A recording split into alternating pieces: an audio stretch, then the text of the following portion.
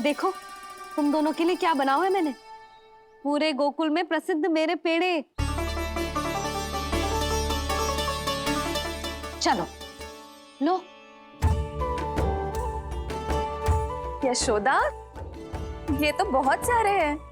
हाँ यशोदा जी, इतने सारे तो मैं भी ना खा पाऊँ। क्यों दृष्टि लगा रही हो सुलक्षणा? बढ़ती आयु के बालक हैं, खाने दो इन्हें। तुम सब कछु मत सुनना, जी भर के खाओ। देखा ना।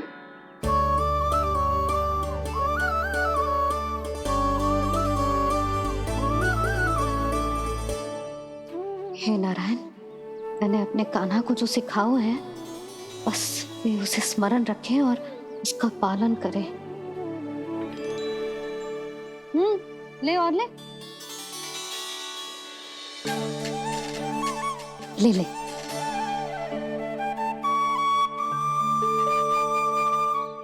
आज तो एक के बाद एक पेड़ मिल रहे हैं, वो भी बिना रोक टोक के। मैया दो के बाद तीसरी मिठाई बड़ी कठिनाई से खाने देती है, पर आज सादा लाड पेड़ों के माध्यम से जिता रही है। कछु तो रहस्य है। प्रभु, क्या आप भी वही सोच रहे हैं जो मैं सोच रही हूँ? कोई परीक्षा तो नहीं ले रही है ये? किस सोच में पड़ गए तुम दोनों?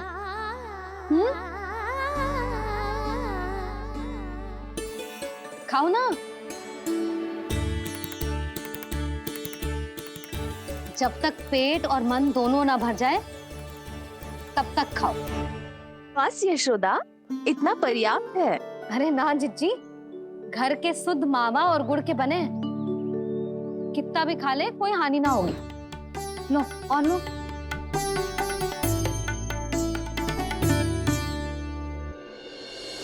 प्रभु, परीक्षा ही है ये तो खाए जा रहा है। कहीं मेरी दी हुई सीख फूल तो ना खाओ, सारा खेल बिगड़ जाएगा। सदैव स्मरण रखियो लल्ला, लोग बहुत भयानक होते हैं, बहुत भयंकर। जो एक बार हमारे मन में प्रवेश करके हमें भीतर से ही जकड़ लेते हैं, इसके कारण हम अधिक से अधिक पाने की इच्छा करने लगते हैं। क्या हुआ कान्हा, रुक क्यों गए?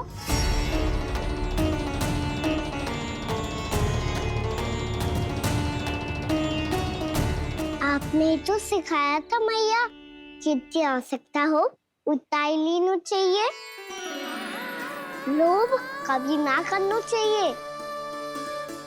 बहुत बुरा राक्षस है लोभ।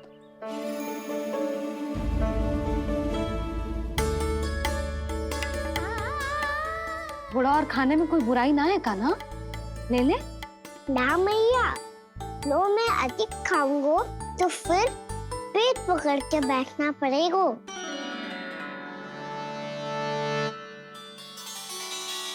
हाँ, मेरा भी पेट भर गया।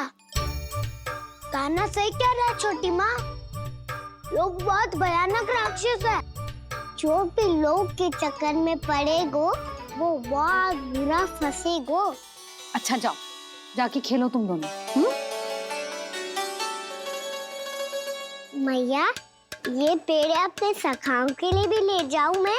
हाँ लल्ला, ले जाओ अवश्य।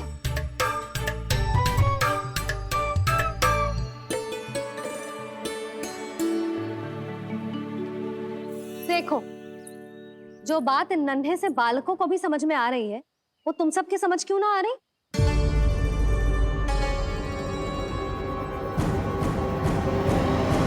क्या समझाना चाहती हो यशोदा जी? तनिक खुल के बोलो। जब बसंता खाने के बाद भी हलवा खाने का हट करतो है, तो उसे मना क्यों करती है?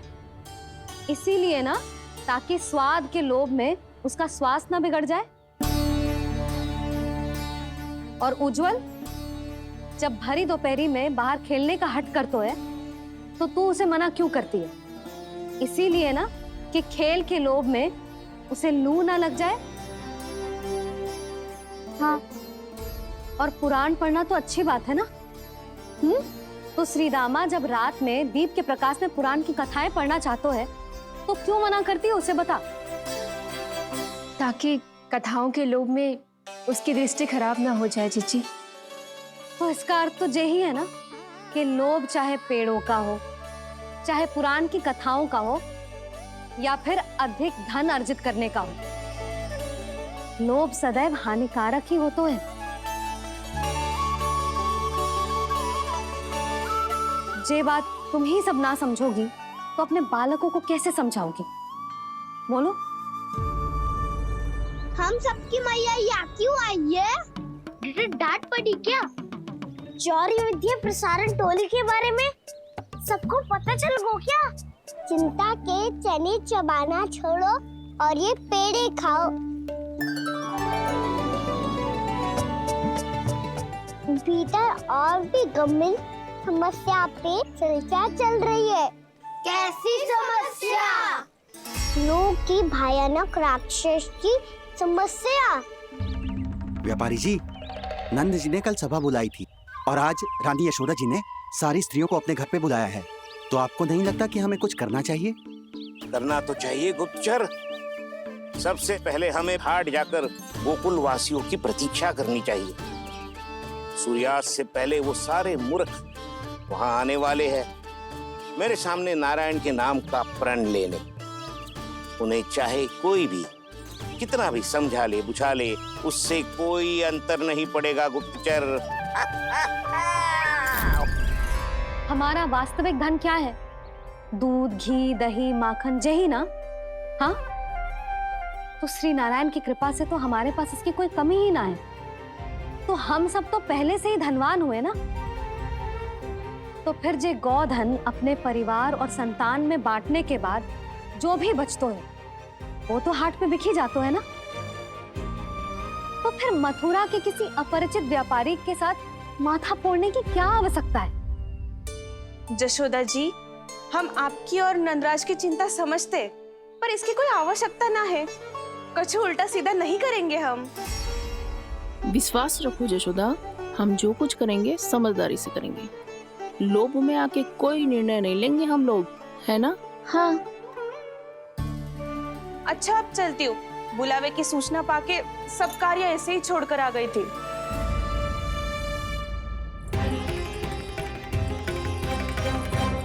अब किसको खेलियो? लोभ के भयानक राक्षस ने। ये तो तभी पता चलेगा जब वो सब बाहर आएंगी। तब तो सबको बहुत ध्यान से देखना पड़ेगा।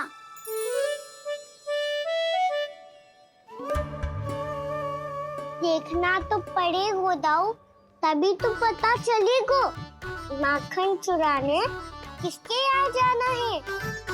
नाना,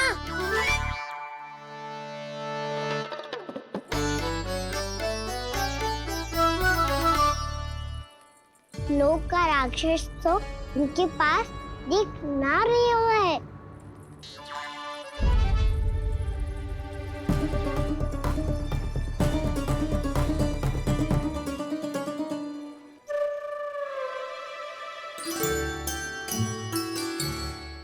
नारायण का बहुत बहुत धन्यवाद। कान्हा, मेरी मैया को घेर रहे है क्या उस राक्षस ने? यशोदा भाभी और नंद भैया कितने चिंतित थे ना। पक्का कछु ना कछु कारण तो अवश्य होगा। हाँ, मुझे भी सच लग रहा है कि धनवान बनने के चक्कर में मैं तनिक ज्यादा ही लोभ में पड़ गई थी। नहीं, बस गए। और मेरी मैया दादी, उनका क्या गाना? बहू, सुलक्षणा की जैसे ढेर सारा धन कमाने के चक्कर में लोभ में तो ना आ रहे ना हम। हे नारायण, बहुत कृपा है आपकी। लगता है लोभ का राक्षस किसी को अपनी चपेट में नहीं ले पाया। लेता भी कैसे दाऊ? मेरी मैया ने जो समझायो है। क्या लगता है यशोदा, इन्हें समझ आया होगा? आशा तो यही है, और अब भी ना समझी तो फिर तो नारायण भी ना समझा सकते। सुनो, दोपहरी में हम सब मिलेंगे। दोपहरी में? तो क्या तू तब निश्चित करेगा कि आज किसके यहाँ जाना है माखन? आज कोई माखन चोरी नहीं होगी। क्षमा करना राव, भैया के का समझाने के बाद भी जिसके समझ में कछु ना आई होगी उसके घर चोरी तो करनी पड़ेगी आज।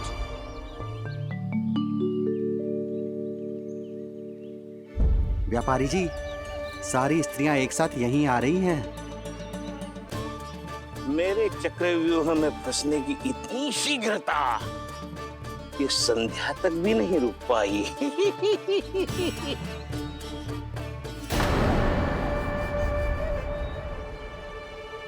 पर ये आपके तरफ ध्यान क्यों नहीं दे रही हैं? लगता है गोकुल की रानी ने इनको पाठ पढ़ा ही दिया। अब आपको ही कुछ करना होगा व्यापारी जी। करूंगा, अपनी चाल सबसे अंत में चलूंगा, किंतु अभी उनके लिए एक घोषणा ही पर्याप्त होगी।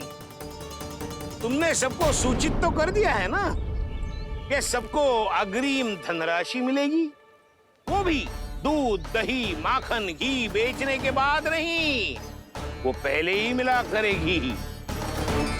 वो भी केवल एक दिन की नहीं, पूरे सप्ताह की। मैं बिल्कुल सही कह रही थी। जशोदा जी और नंदराज व्यर्थ ही चिंता कर रहे थे। यदि इन व्यापारी जी के मन में कोई मैल होता तो जी अग्रिम धनराशि थोड़ी ना देते। बात तो तुम सही कह रही हो सुलक्षणा।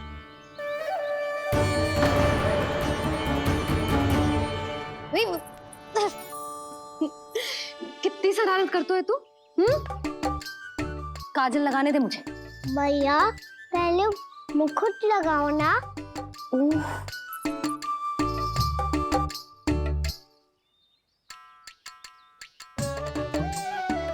और मेरी मुन्नी? हाँ हाँ रुक जा, ये ले, बस होगा प्रसन्न। भैया मैं ना चाहता मैं ऐसे फिर से भूल जाऊं, नहीं तो कड़ी धूप में इसे लेने वापस लौटना पड़ता है। चल अब बैठ जा, अब मुझे काजल लगाने दे लेना। भैया इतना सारा काजल मत लगाओ, छोटा सा बालक लगता हूँ मैं। आहा, नखरे तो देखो, इतना सज धज के तो तेरे बाबा भी ना जाते बाहर, दृष्टि लग जाएगी नल्ला।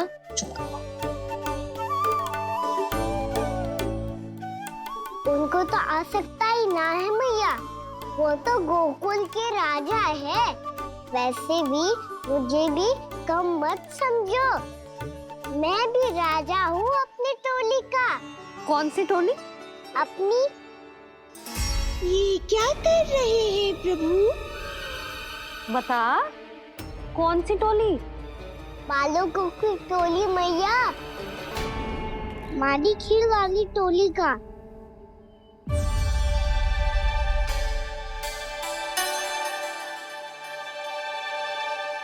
क्या हुआ जी?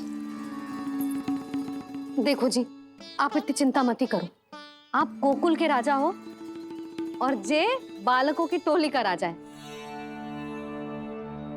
तो मैं भी जसोदा हूँ, मैं कोई कम थोड़ी ना हूँ। मैं भी गोकुल की स्त्रियों की रानी हूँ। मैंने सबको समझाओ है, सब समझ गई हैं। उपनंद भैया से बात करके आ रहा हूँ अभी। पता चलो है कि उस व्यापारी ने अग्रिम राशि का लोभ दिया है सबको। मुझे ना लगता तुम्हारे समझाने का कोई लाभ हो। अभी तो ये सब समझ के गई, बोल के भी गई कि अब उस व्यापारी के फेर में ना फंसेंगी। इतनी शीघ्र पलट गई, इन सब में अपनी बुद्धि ना है क्या? जब कोई विकार मन में बस जाता है ना यशोदा, तो सूझबूझ सब समाप्त हो जाती। तो मुझे ही कच्चू करना पड़ेगा। मैया मैं जाऊं? हाँ तू जा।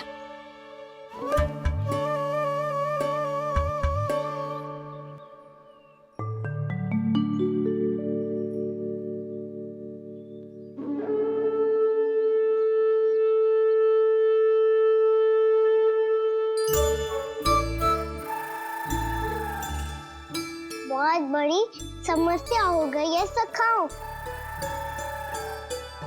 कैसी समस्या?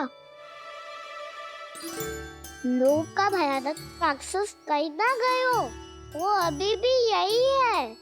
मुझे पता था, और इसका सबसे अधिक प्रभाव तो मेरी मैया और दादी पर ही हुआ है। तुम सच कह रहे हो उज्जवल? हाँ। अरे कछु ना बलदाऊ, जे बड़ बोला तो ऐसे ही बात करते रहेगा बड़ा चढ़ा के। बड़ा चढ़ा के नहीं बोल रहा हूँ मैं। आज से घर पे दूध दही माखन घी सिर्फ एक बार ही मिलेगा। पर क्यों? ताकि अधिक से अधिक दूध दही माखन घी बचाकर उस व्यापारी को 2 गुना मूल्य पे बेचा जाए। इतने से तो काम ना चलेगा। उस सुलक्षणा से, और मैं तो कहूँ सुलक्षणा से ही क्यों, पूरे गोकुल में सबसे अधिक धनवान बनना है तो और माखन जमा करना पड़ेगा। हाँ हाँ मैया, लाओ मैं इसे ऊपर रख देती हूँ। चोरी चुपके से खा तो ना जाएगी ना? तेरी घबराहट बता रही है कि घर से निकलने से पहले तूने थोड़ा माखन तो खाया है। सच्ची बोल। ना ना मैया, मैं क्यों माखन खाऊंगी? मैं भी तेरी मैया हूँ लाली, माप के रखो तो मैंने।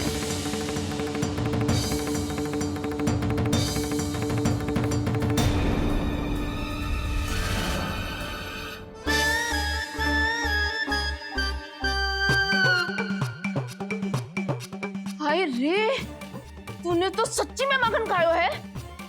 तनिक भी लज्जा ना आई तुझे? असत्य बोलने से पाप लगता है मैया।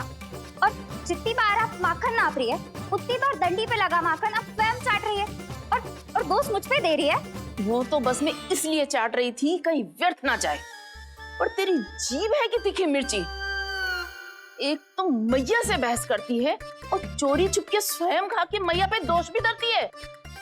हे नारायण, कैसी बहू दी है मुझे।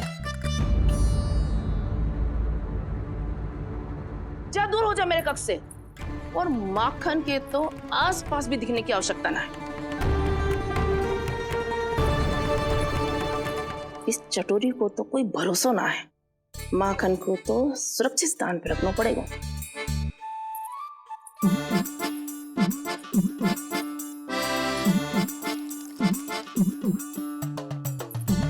यदि बहू ने अब मटकी उतारने को प्रयास किया तो अचानक पानी गिर जाएगा और घबरा के वो चिल्लाएगी और मुझे पता पड़ जाएगा।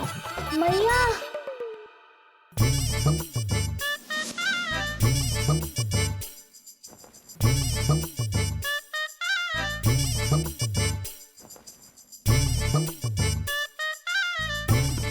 ये माखन तो मैं किसी को छूने भी ना दूंगी, तभी तो बनूंगी धनवान, बहुत धनवान। मैया माखन बेचने कहीं अकेली ना निकल जाए। ये तो पता भी ना चलने देगी कि कितना धन मिलो है। इन्हें अकेली धनवान ना बनने दूंगी मैं भी बनूंगी धनवान, बहुत धनवान। पहले तो जब चाहे तब भरपूर माखन खा सकता था, पर अब दोनों तो ऐसे संभाल के रखती हैं कि जैसे माखन की मटकी ना स्वप्न का कलश हो। मेरे यहाँ भी ऐसा ही हो रहा है। नारायण का बहुत बहुत धन्यवाद। नंद जी और जशोदा जी की बातों में आने से पहले ही सत्य का पता चल गया।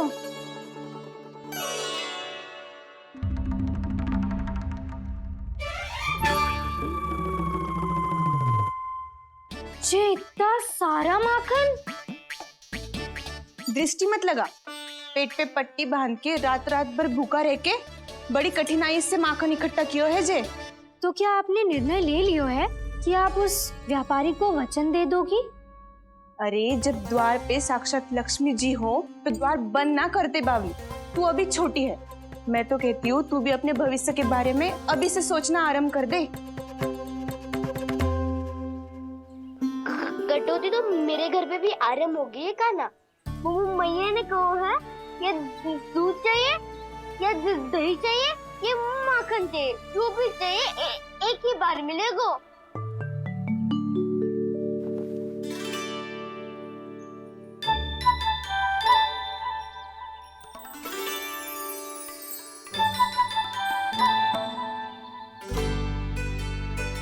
तब हमारी टोली को ही कुछ करना पड़ेगा। तुम सबको तुम्हारा अधिकार मिले, ये हमारा कर्तव्य है।